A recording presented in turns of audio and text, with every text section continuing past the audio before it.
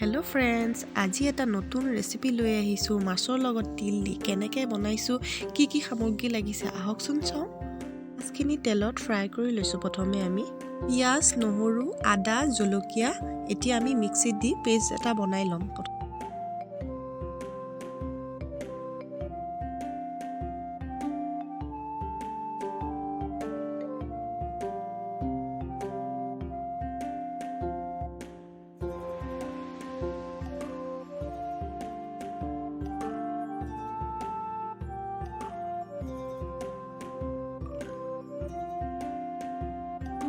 এতিয়া তিলখিনি মই গেছত দি অলপ ভাজি ল'ম।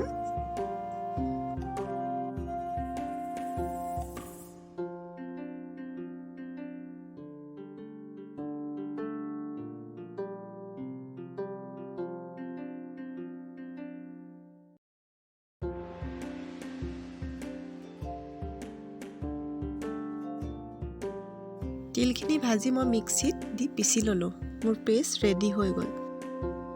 মোৰ মাছ ফ্ৰাই কৰা হৈ গৈছে অলৰেডি। এতিয়া মই অলপ তেল দি লৈছোঁ। তেল দি প্ৰথমে মই দিম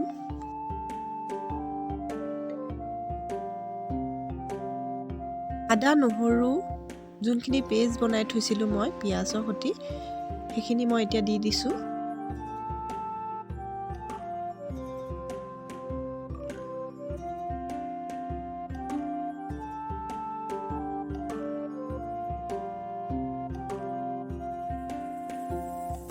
এতিয়া মই নিমখ সোৱাদ অনুপাতে দিছোঁ মই।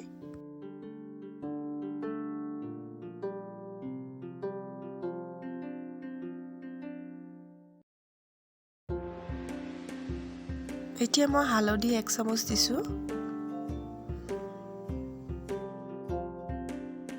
জলকীয়া গুড়া অলপ দিছোঁ মই এতিয়া।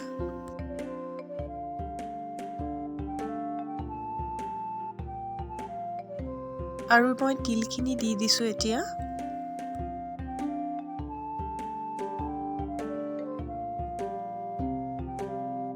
একেলগে দি মই গোটেইখিনি লৰাই আছোঁ এতিয়া।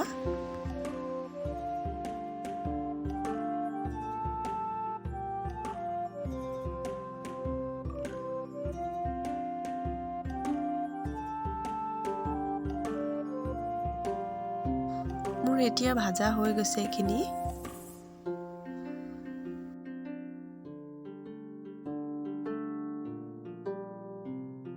মই এতিয়া গৰম পানী দি দিছোঁ তৰকাৰীখিনিত। অলপ উতলিবলৈ দিম গৰম পানী দিয়াৰ পিছত।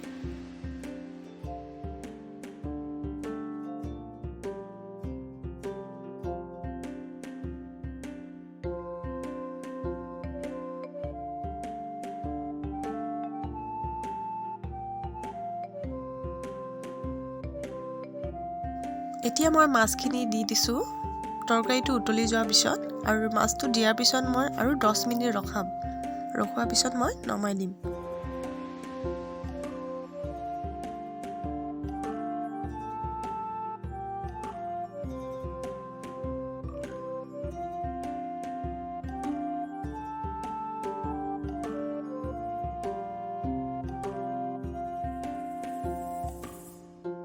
মোৰ তৰকাৰী ৰেডি হৈ গৈছে, তিলৰ তৰকাৰী। এতিয়া মই গেছটো অফ কৰি দিছোঁ। অফ কৰি দি এতিয়া মই ছাৰ্ভ কৰিম।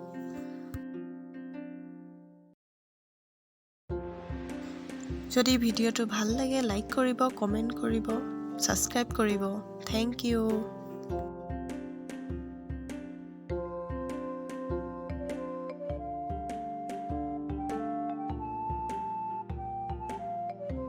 এনেধৰণেকৈ এবাৰ বনাই খাবচোন। কেনেকুৱা লাগিলে মোক কমেণ্ট কৰি জনাব।